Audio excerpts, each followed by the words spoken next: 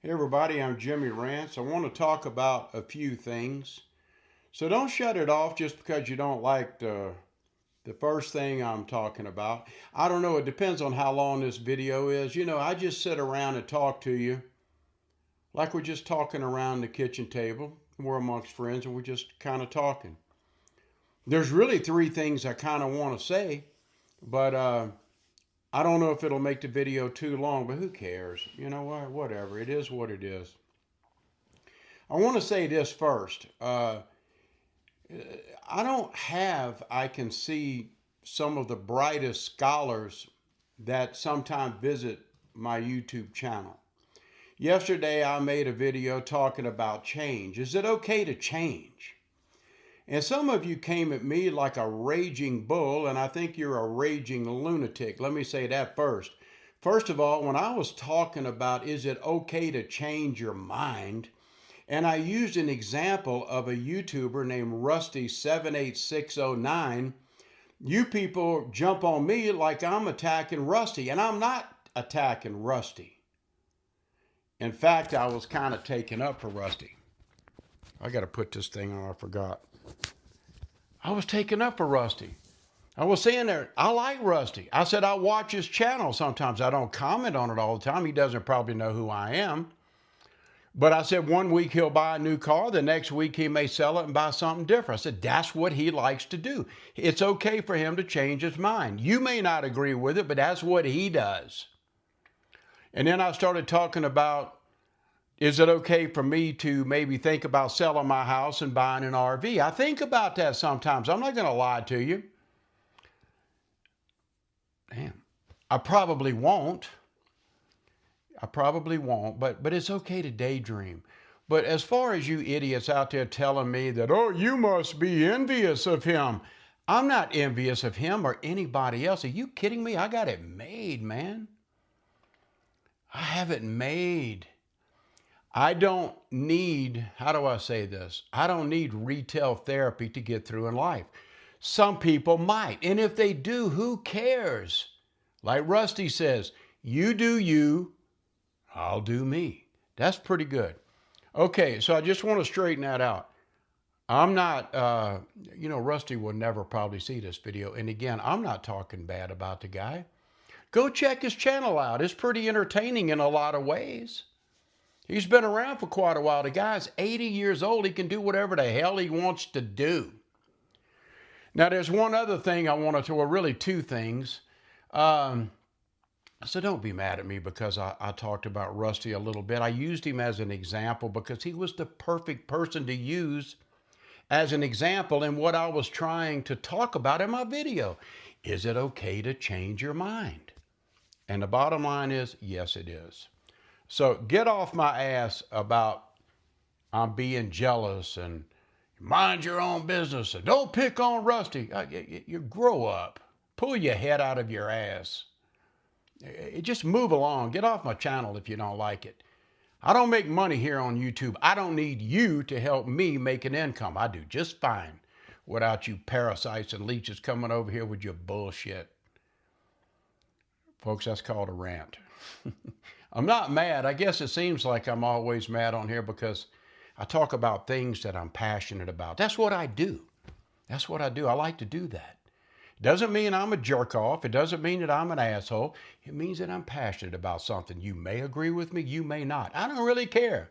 Like Rusty says, you do you, I'll do me. I may borrow that line from you, Rusty. I really might. Okay, I want to talk just briefly about one thing. There's this, I got to be careful. I don't want to say who I'm talking about. You can figure it out if you want to.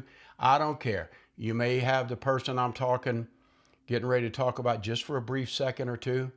You may know who I'm talking about. You may not. I don't know. It doesn't matter. But there's this fellow, and he's supposed to be this big prepper type channel.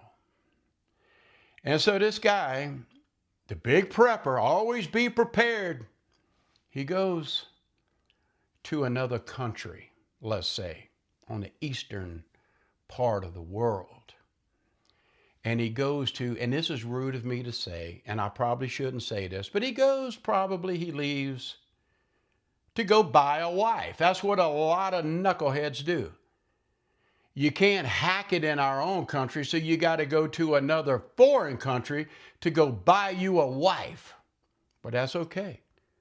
If that's what you want to do, you do you, I'll do me. Do whatever you want to do, man. I don't care, but you're the big bad prepper. You got all the advice. You got to tell everybody what to do, how to be prepared, how to do this, how to do that, how to invest, how to do that. You know, just the typical bullshit doom and gloom prepper crap. So this guy goes all the way across the other side of the world, and now we got a little problem.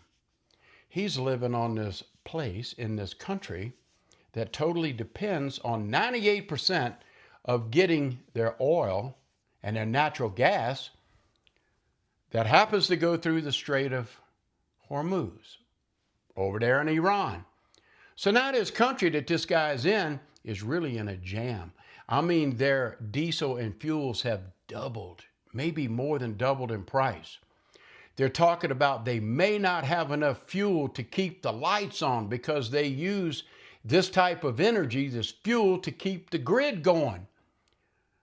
And they're panicking. The people on the street are panicking.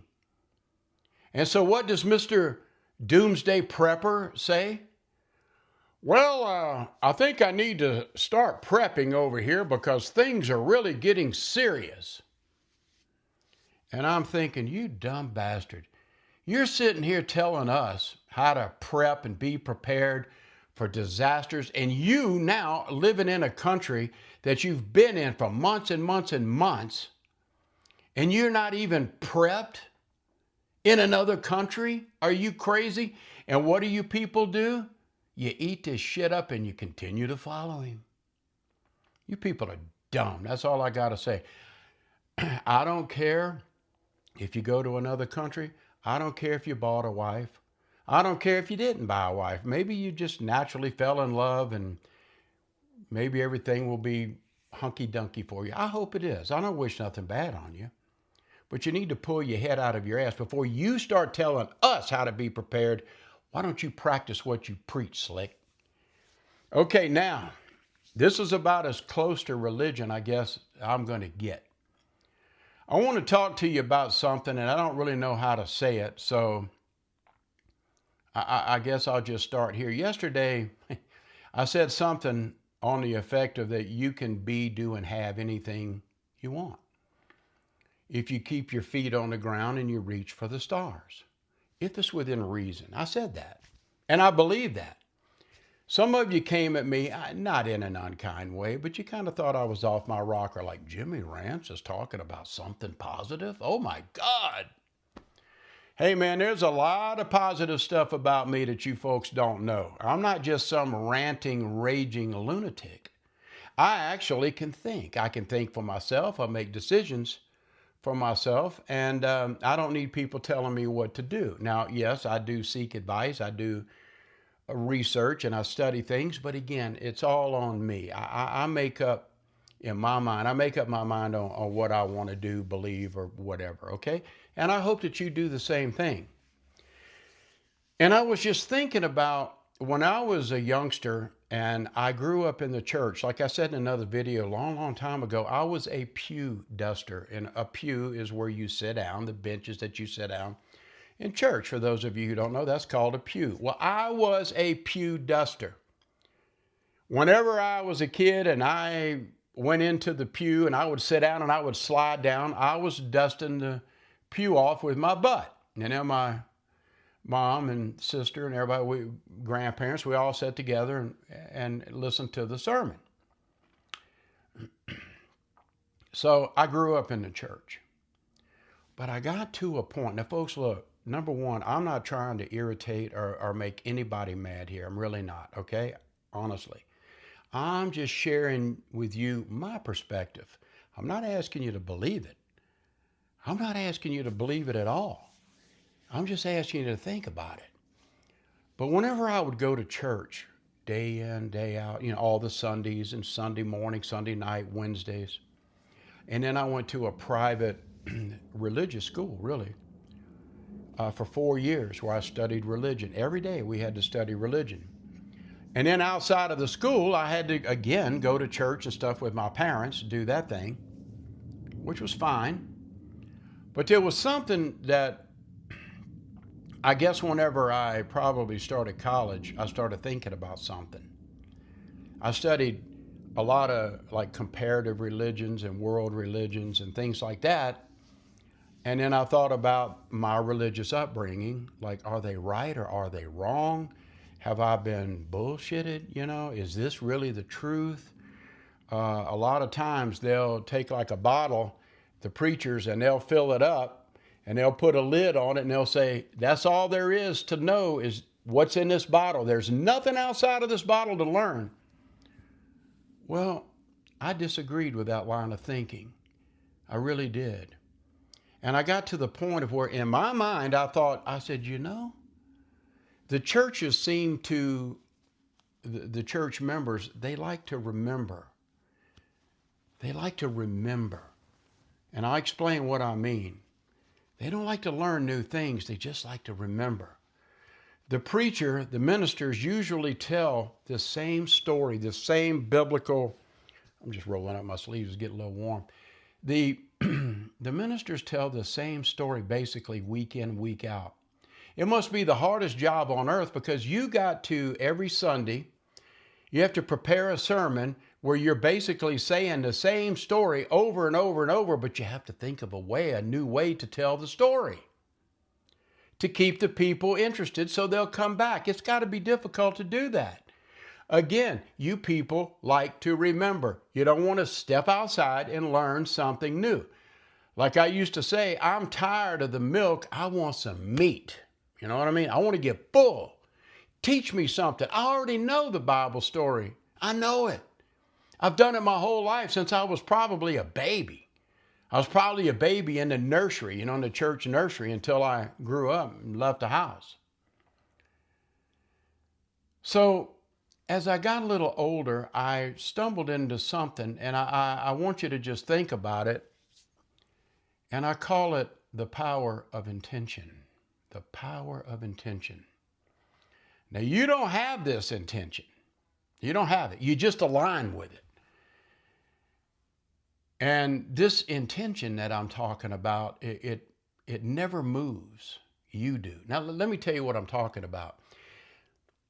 Just to paint a picture in your mind, the power of intention. Let's say that you're in a room, whatever room you're in right now or wherever. Put a lamp in that room, right in the center of the room. And that lamp, this is just symbolic. Let's say that lamp is the source, okay? That's the source. Just symbolically, let's say you can call it the source if you want to. We can call that source God if you want to. We can call that the originating cause of all that is. Now, to me, when people ask me, well, how do you define God, Jimmy? Well, in my own little small pea-brain line of thinking, I think of God as the originating cause of all that is. Something had to kickstart something. Wouldn't you agree? Something had to happen to get this thing going.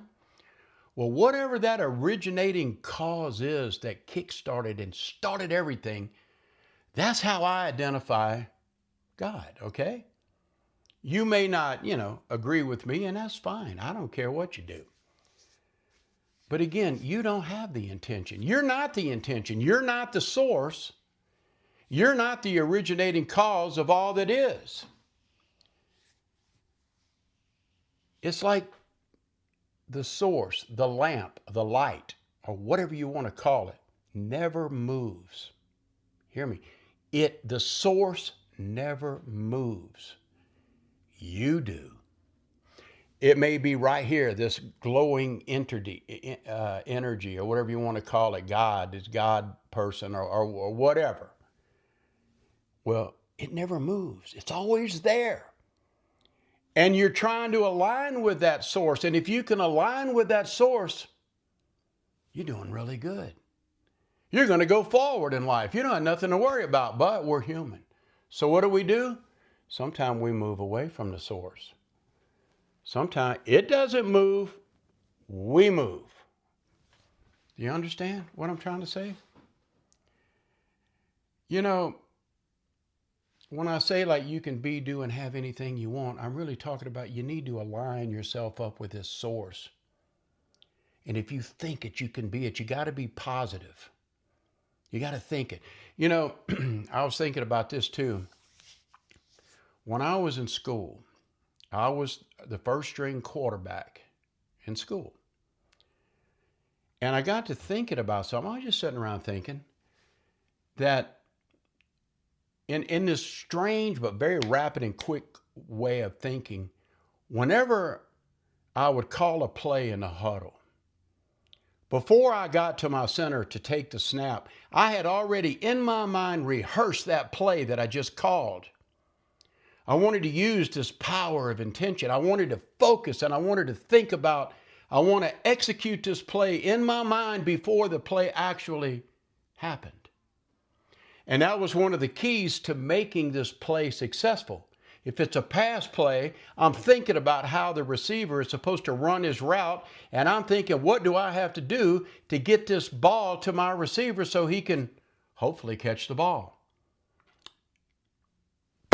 That was like the power of intention. I aligned myself up with this force. I thought about it. I saw it before it happened. That helped me to get to the end result. Now, they weren't always all successful, but at least I tried. I'm just using that as an analogy. So, guys, if you want to do something in life, you can be, do, and have anything. You have to have some focus. You need to align yourself. You need to think about what you want. Claim it. Don't reject it. A lot of you folks will, and me too, I've made these decisions. I want to do this. I want to do that. Oh, I'd love to do this. But I throw it out the window because I moved away and I lost focus with the source. And if you line up with this source and you really, really want something bad enough, I think you can really make it happen. That is, if it's truly meant to be. I don't know. Anyway, that's all I got, guys. I'm just talking in circles, I get to some of you, but again, I'm not the kind of person that likes to just remember. Let me go to church and let's talk about the same thing today at 71 that we talked about when I was 6 years old in church. I don't want to do that anymore. I want to get past that. I want to grow. Again, I want the meat, not the milk. I don't want the watered down version. I want some meat. I'm willing to step out. And boy, when I did that, I'm going to tell you something. I lost a lot of friends by doing that, by stepping out and being a little different because I wanted to learn something new. They didn't like that I wanted to step away and kind of go look over here like, hey, maybe there's something over here I need to learn that these people over here aren't teaching. So let me go over here and let me see if it makes sense to me. That's all I'm saying. And a lot of my family members and a lot of my friends, they withdrew and they pulled away from me. But that's okay because I have a philosophy in life. It's called leave the sluggards behind. And that's what I did. And I encourage you to do that too. Leave the sluggards behind. I have dealt with people, friends and family. I hate to say this, but they haven't had a new thought in 20 years. Well, that ain't me, baby. That ain't me. Thanks for listening, guys. I appreciate it. I really do. I'm Jimmy Rance.